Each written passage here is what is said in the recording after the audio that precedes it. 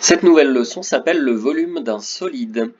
Vous allez noter ça dans votre cahier de leçons. Ça va pas être très long, hein. Normalement ça tiendra en une page. Attention, il faudra pas tout noter, pas tout ce que vous voyez dans cette vidéo. Je vous dirai au fur et à mesure ce qu'il faut noter ou ce qu'il faut pas noter, donc n'allez pas trop vite, commencez pas à noter avant que j'ai dit si c'est nécessaire ou pas. Bon, qu'est-ce que c'est le volume d'un solide? Eh bien, je dirais que c'est à mettre en parallèle de ce qu'on avait vu sur l'aire d'une figure. Souvenez-vous, une figure, c'est un objet en deux dimensions qui se trouve, je ne sais pas, sur une feuille, quelque chose de plat en tout cas, sur un tableau par exemple, et dont vous aimeriez bien connaître la mesure de l'intérieur. Donc l'intérieur d'une figure en deux dimensions, on pouvait la remplir par exemple avec des petits carreaux de carrelage, et ces petits carreaux de carrelage, on les avait appelés des centimètres carrés, des mètres carrés, etc. Et c'est en comptant le nombre de carreaux nécessaires pour remplir cette figure qu'on avait expliqué ce qu'est l'aire d'une figure. Ça, c'était en deux dimensions. Et bien en fait, le volume d'un solide, c'est la même chose en trois dimensions. Un solide, vous savez ce que c'est? C'est par exemple un pavé droit ou un cube. Alors il y a des solides aux formes plus compliquées que ça, mais nous en sixième, on va se contenter des pavés et des cubes. Et vous aimeriez bien connaître la quantité, enfin l'intérieur, la contenance de ce solide en trois dimensions. Alors cette fois-ci, vous n'allez pas pouvoir remplir une boîte, par exemple, avec des petits carreaux de carrelage. Vous allez remplir une boîte avec des boîtes plus petites, qu'on va appeler des boîtes de référence, donc des volumes de référence. Alors si ça vous paraît un petit peu compliqué, je vous donne un exemple assez simple. Prenez l'exemple d'une piscine. Une piscine, ça a la forme d'un pavé généralement, hein. Vous voyez que là sur l'image ici, j'ai une largeur là de piscine, j'ai une longueur de piscine là, même si on la voit pas en entier. Et puis vous allez me dire, mais c'est juste un rectangle. Non, parce que bien entendu, il y a une profondeur d'eau qui descend vers le bas et qui nous donne la troisième dimension. Donc l'eau finalement, le solide formé par l'eau, a une forme de pavé droit. Bon, et ben on aimerait bien savoir finalement combien il faut d'eau pour remplir cette piscine. Et ben c'est ça qu'on va appeler le volume d'un pavé droit, en l'occurrence le volume de cette piscine. Voilà, n'oubliez pas hein, qu'il y a une profondeur dans une piscine et que donc ça vous donne la forme d'un pavé. Donc ça, bien entendu, par exemple, les images, vous les notez pas, hein. Du coup, on va pouvoir mettre la définition, ça vous allez le noter. Définition du volume. Le volume d'un solide, on va rappeler, donc un solide c'est en trois dimensions, hein, me parlez jamais du volume d'un carré par exemple, ça n'a pas de sens. Le volume d'un pavé, ok. Le volume d'un cube, ok. Donc le volume d'un solide en trois dimensions, c'est une grandeur, et c'est la mesure de l'intérieur de ce solide. À noter et à retenir. N'hésitez pas à mettre sur pause si jamais je vais trop vite, hein. Grand 1, on va voir les unités de volume, donc vous pouvez écrire grand 1 en rouge, par contre vous notez pas la suite, ce ne sera pas à noter. Pour mesurer un volume, on a besoin d'une unité de volume de référence, comment dire, un petit volume avec lequel on va dénombrer ce qu'il y a à l'intérieur d'un plus gros volume. Donc là par exemple, je vous ai choisi cette petite brique comme unité de référence, j'appelle ça 1 UV, je pense que vous avez compris ce que c'est UV. On avait vu UL, unité de longueur, pour les périmètres. On avait vu UA, unité d'air, pour les surfaces. Et ben voilà, UV, c'est une unité de volume. Je peux choisir exactement ce que je veux hein, comme unité de volume, tant que c'est un petit volume. Bah là, j'ai choisi cette brique-là. À votre avis, du coup, si je prends cette petite marche d'escalier là, quel est le volume de cette petite marche d'escalier? Bah oui, il suffit de compter le nombre de briques qu'il y a à l'intérieur. Vous voyez qu'à l'intérieur du rez-de-chaussée, là, on va dire, il y a déjà 1, 2, 3, 4 briques, et à l'étage du dessus, là, il y a encore 2 briques. Donc finalement, ce solide contient 6 fois le petit solide. La marche d'escalier, là, contient 6 fois la brique. On peut donc donner son volume, et son volume va être égal à 6 unités de volume, 6 UV. C'était un petit exemple rapidement pour que vous compreniez le principe, mais vous ne le notez pas. Par contre, ce que vous allez noter, c'est la suite, c'est les unités de volume à connaître. Par exemple, un cube de 1 mm de côté, on va appeler ça un millimètre cube. De même qu'un carré de 1 mm de côté, on avait appelé ça un millimètre carré hein, pour les airs. Mais là maintenant on est dans les volumes, donc c'est en trois dimensions, et c'est de là en fait que vient la notation millimètre cube, parce que c'est en trois dimensions. De même, un cube de 1 cm de côté, on va appeler ça un centimètre cube. Ensuite, un cube de 1 décimètre de côté, on va appeler ça un décimètre cube. Et là, il y a quelque chose de particulier pour les décimètres cubes. Je vous ai mis un petit dessin à côté. Donc vous voyez ce cube là sur le dessin, il fait 1 décimètre de hauteur de largeur et de profondeur, c'est un cube de 1 décimètre de côté, bah c'est ça un décimètre cube. Et ben à l'intérieur d'un décimètre cube, je peux verser très exactement 1 litre. Donc en fait, ce sera la même chose dans un exercice. Si une fois vous voyez 1 litre, c'est exactement pareil que 1 décimètre cube. Donc ça, vous le notez bien en rouge. Le petit dessin à côté, par contre, c'est pas la peine de le dessiner évidemment. Et enfin, un cube de 1 mètre de côté a un volume de 1 mètre cube. Maintenant que vous avez noté ça, en mettant sur pause là s'il faut, hein, si jamais je vais trop vite, je vous propose ensuite un petit exercice pour comprendre quelque chose. Cet exercice-là, vous ne le notez pas, vous le suivez avec moi à l'oral en regardant la vidéo. On va faire des conversions d'unités de volume. Alors regardez le petit schéma que je vous ai fait ici.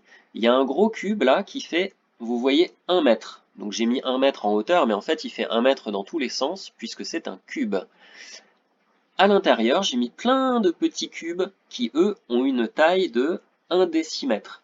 Donc 1 décimètre en largeur, comme ça, 1 décimètre en hauteur, comme ça, et 1 décimètre en profondeur également. Première question, quel est le volume du grand cube? Eh bien, c'est un cube, et il fait 1 mètre de côté. Eh bien, c'est exactement la définition qu'on a donnée d'un mètre cube. Donc là, le volume de ce grand cube, bah, c'est 1 mètre cube. Par définition même du mètre cube, c'est un cube de 1 mètre de côté. Quel est le volume d'un petit cube? Je pense que vous avez compris, c'est un décimètre cube. Pour quelle raison? Bah parce que chaque petit cube, c'est un cube de 1 décimètre de côté. C'est la définition du décimètre cube. Combien faut-il de petits cubes d'arête 1 décimètre pour recouvrir le fond du grand cube? Alors le fond du grand cube, je vous l'ai déjà tapissé là, vous voyez, de petits cubes. Il y en a combien en tout? Eh bien, comptez les petits cubes ici. Il y en a très exactement 10. En fait, on n'est même pas obligé de compter, puisqu'on sait que 1 mètre, la largeur là, c'est 10 décimètres. Donc il est logique qu'il y ait 10 petits cubes de largeur, comme ça. Mais il y a aussi 10 cubes dans l'autre sens, du coup, puisque ça fait aussi 1 mètre de profondeur. Combien, à votre avis, il y a de cubes dans le fond, là, du coup, au rez-de-chaussée, je vais appeler ça? Bah, il y en a 100, bien sûr, puisqu'il y en a 10 fois 10. Et 10 fois 10, ça fait donc 100 petits cubes. On pourrait dire aussi 100 décimètres cubes, hein, parce que chaque petit cube, c'est un décimètre cube. Combien faut-il de petits cubes maintenant pour remplir le grand cube? Bah, il y en a combien de hauteur là, des petits cubes? À nouveau, il y en a 10. Et on a dit que dans un étage, là ici au rez-de-chaussée, il y en a 100. Donc il y en a 100 au premier étage, 100 au deuxième étage, 100 au troisième étage, etc. On va faire 100 fois 10, et du coup il y en aura très exactement 1000 petits cubes pour remplir le grand cube. Du coup, ça va nous permettre de compléter cette égalité hyper importante. Dans un mètre cube, il y a combien de décimètres cubes? Un mètre cube, c'est le grand cube en entier. Un décimètre cube, c'est les petits cubes à l'intérieur. Bah, on vient de dire que dans un mètre cube, il y a 1000 décimètres cubes. Ça, c'est vraiment très très très important. Vous allez voir pourquoi juste après. On aurait pu faire exactement la même chose avec des décimètres cubes et des centimètres cubes. Vous savez que dans un décimètre, il y a 10 centimètres. Et bien si j'avais fait le même dessin avec des centimètres et des décimètres, j'aurais là aussi trouvé qu'un décimètre cube, c'est 1000 centimètres cubes. De même, dans un centimètre, il y a 10 millimètres, mais dans un centimètre cube, il y a 1000 millimètres cubes. Alors retenez bien ce que j'ai mis en jaune ici, ça va nous servir juste après. Donc ça, vous ne notez pas, mais vous pourrez vous le repasser si vous n'avez pas compris. Conséquence, conversion des unités de volume. On vient de dire juste avant que un mètre cube, c'est 1000 décimètres cubes. Si jamais le tableau des unités de volume, je le fais comme ça, et que j'écris 1 dans les mètres cubes, et que je veux convertir en décimètres cubes, je vais rajouter un 0, et je vais donc dire que 1 mètre cube, c'est 10 décimètres cubes. Mais pourtant, on vient de voir à l'instant que ça n'est pas le cas.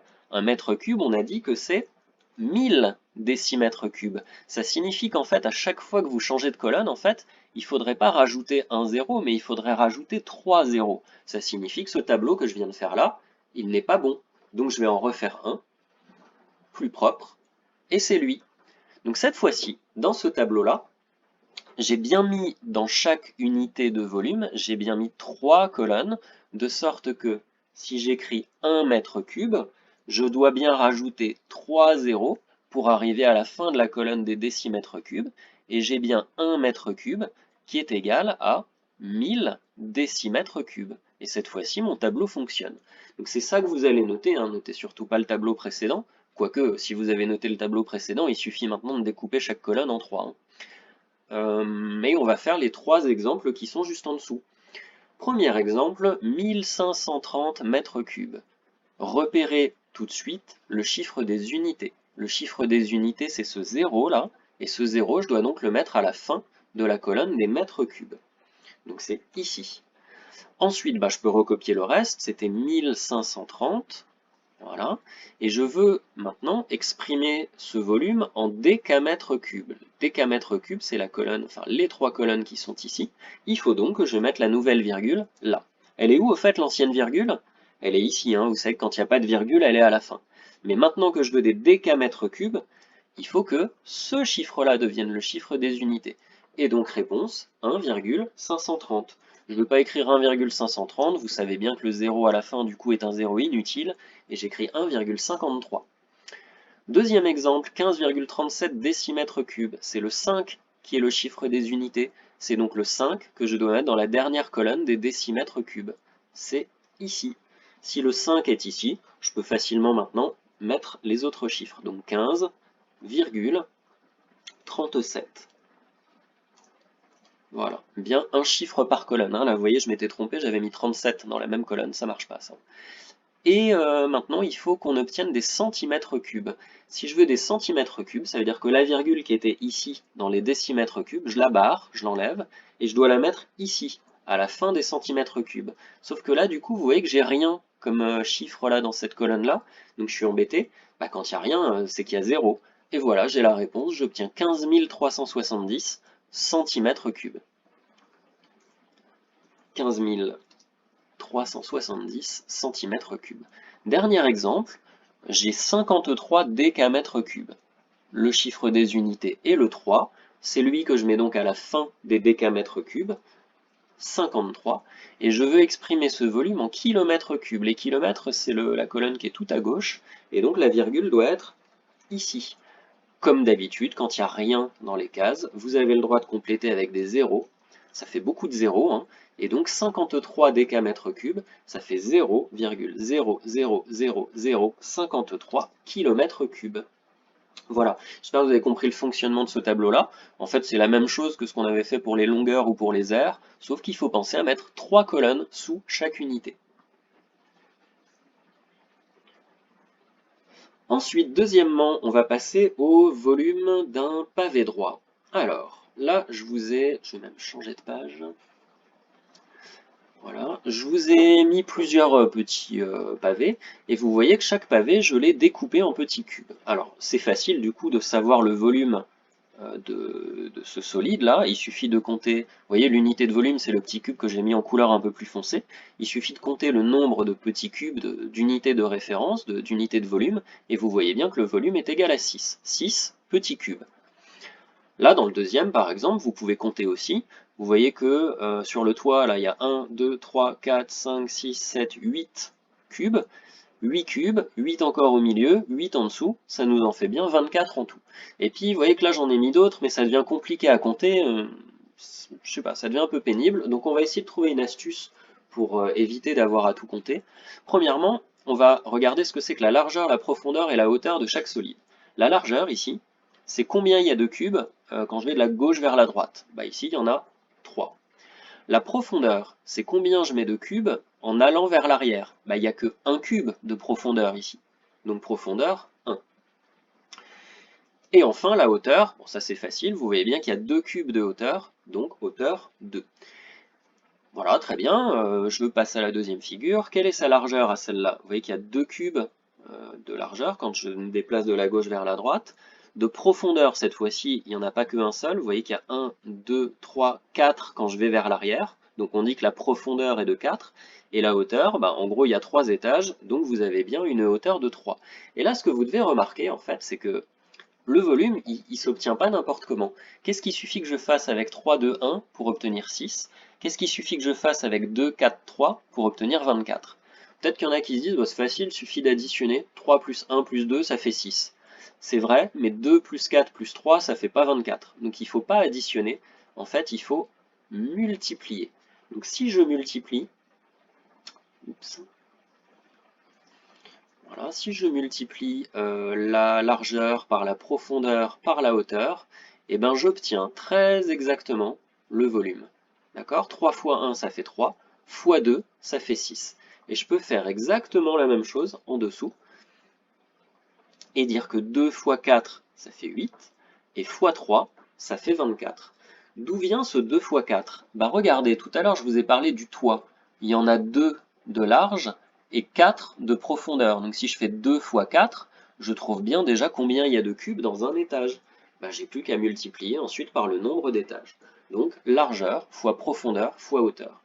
Et vous allez me dire, mais par exemple celui-là, si je le tourne, et ben du coup il a plus la même largeur, la même profondeur et la même hauteur. C'est vrai.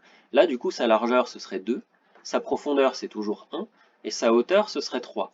Mais peu importe, parce que de toute façon je vais multiplier les mêmes nombres, et vous savez bien que quand on fait des multiplications, peu importe lequel on appelle la largeur, la profondeur, la hauteur, on a le droit d'échanger les termes, on a le droit d'échanger les facteurs d'une multiplication, c'est-à-dire les nombres qu'on multiplie, et ça vous donnera de toute façon le même résultat. Donc faisons ça maintenant pour les suivants. En fait, je ne l'ai pas dit, mais ce tableau, vous n'êtes pas obligé de le dessiner, hein. Pour l'instant, vous écrivez juste grand 2, volume d'un pavé droit.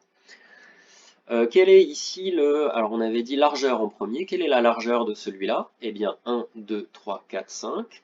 Quelle est la profondeur? C'est 3. Et enfin, quelle est la hauteur? Bah, c'est 3 aussi. Il n'y a plus qu'à multiplier, je réécris même pas les symboles rouges là qui sont au-dessus. 5 fois 3, ça fait 15. 15 fois 3, ça fait 45. Et bien je sais que ce solide-là a un volume de 45 unités de volume. Je ne suis même pas obligé de tout compter. J'ai juste compté la largeur, la profondeur, la hauteur et j'ai tout multiplié. Pour celui-ci, alors celui-ci c'est un cube, puisque vous voyez qu'il a comme largeur 4, comme profondeur 4 aussi, et comme hauteur 4 aussi. Et ben j'ai qu'à tout multiplier aussi, de la même façon que les précédents. 4 fois 4, 16, fois 4 encore, ça me fait 64, comme 64 unités de volume pour le volume de ce cube. D'accord? Et ben ce que vous allez... Ah non, c'est pas encore maintenant. Si, vous allez noter ça. Ouais, vous allez noter ça. Quel est le volume de ce pavé droit? Alors, vous faites le petit dessin là rapidement en utilisant les carreaux de votre cahier. Alors vous pouvez utiliser 8 carreaux de large par exemple pour faire les 8 cm, 4 carreaux pour faire les 4 cm, peu importe si c'est pas à l'échelle, ce qui compte c'est ce qui est écrit à côté. Donc 8 cm de large, 4 cm de haut et 3 cm de profondeur. J'aimerais bien savoir quel est le volume de ce pavé droit avec cette unité là, cette unité de volume là, c'est 1 cm3. En gros, j'aimerais bien savoir combien de petits centimètres cubes, combien de fois ce petit cube je peux le mettre à l'intérieur du pavé. Alors jusque-là, on avait des petits cubes qui étaient dessinés à l'intérieur. Mais que ces cubes soient dessinés ou pas, vous pouvez vous les imaginer. Donc je vous ai refait le dessin ici. Vous voyez que c'est le même, simplement j'ai bien dessiné tous les petits cubes à l'intérieur. Alors si on reprend ce qu'on a fait au-dessus, il suffit de connaître la largeur, la profondeur, la hauteur, et de tout multiplier. Et bien, même si vous n'avez pas tous ces petits cubes là qui sont représentés, si ça fait 8 cm de large, et ben je peux mettre 8 petits cubes en largeur. Donc, je sais que la largeur, c'est 8, fois la profondeur. La profondeur, ici, c'est 3 cm. Toutes les arêtes qui sont penchées là vers l'arrière font 3 cm. Et ben, ça veut dire que je peux mettre 3 petits cubes vers l'arrière. Et enfin, fois la hauteur est de 4 cm, donc je peux mettre 4 petits cubes en hauteur. Le volume, j'ai donc qu'à faire pour calculer ce volume, 8 fois 3 fois 4. Et donc 8 fois 3, ça fait 24, et 24 fois 4, ça me fait 96 cm3. Pourquoi j'obtiens des centimètres cubes? Parce que j'ai compté 1 cm en largeur, 1 cm en hauteur, 1 cm en profondeur, et à chaque fois que je multiplie, j'obtiens ces petits cubes là que je mets à l'intérieur, c'est-à-dire des centimètres cubes. C'est la définition qu'on a donnée d'un cube de 1 cm de côté. Et voilà, bah vous avez juste à faire ça. Oups, j'ai fait une bêtise. J'arrive pas à le mettre où je veux, ce truc-là. Voilà. Du coup, ce dessin-là, vous n'êtes pas obligé de le faire, hein. C'était juste pour vous montrer que, peu importe que les cubes soient découpés à l'intérieur ou pas, voilà, tant que vous avez les dimensions, ça suffit. Donc celui-là, vous le refaites pas, je le mets de côté. Et enfin, si vous avez compris ça, on peut faire maintenant un petit formulaire. Je vous ai mis un pavé ici, avec L ici comme largeur, petit l ici comme profondeur, j'aurais pu noter ça P, mais enfin j'ai noté longueur et largeur, parce que vous voyez bien que ce qui se trouve en bas d'un pavé, c'est un rectangle, hein, et dans un rectangle, généralement, on note longueur et largeur. Et puis la hauteur ici que j'ai noté H. Et bien qu'est-ce qu'on fait pour trouver le volume d'un pavé? Il nous suffit de faire L fois petit l fois H, la hauteur. Vous ferez toujours la largeur fois la longueur fois la hauteur. Alors peu importe comment on les appelle, longueur, largeur, hauteur, profondeur, on s'en fiche un petit peu. L'essentiel c'est que les trois longueurs dans les trois dimensions différentes du pavé, vous les multipliez entre elles pour obtenir le volume. Même chose ensuite, on va essayer de trouver ici le volume du cube. Et le volume du cube, bah en fait c'est pareil, sauf que qu'est-ce que vous pouvez dire de la largeur, la longueur et la hauteur dans un cube? Bah c'est trois fois la même chose. Donc à la place de l'appeler longueur, largeur ou je ne sais quoi, je vais l'appeler C comme côté, ou A comme arête, hein, vous mettez ce qui vous plaît. Peut-être A comme arête, c'est peut-être mieux. Peu importe, hein. Et du coup, même chose, on doit multiplier la longueur par la largeur par la hauteur. Bah ici c'est facile, hein, ça va vous faire A, fois, bah encore A, fois, encore A. Et ça, bah, c'est le volume d'un cube. C'est en fait la même formule que le volume d'un pavé, sauf que du coup, on vous donnera qu'une seule des trois dimensions puisque c'est la même. Fin du chapitre. Vous notez hein, cette formule-là à la fin, ces deux formules. Vous faites les deux petits schémas et la formule. Donc normalement, je pense que tout ça tient en une page.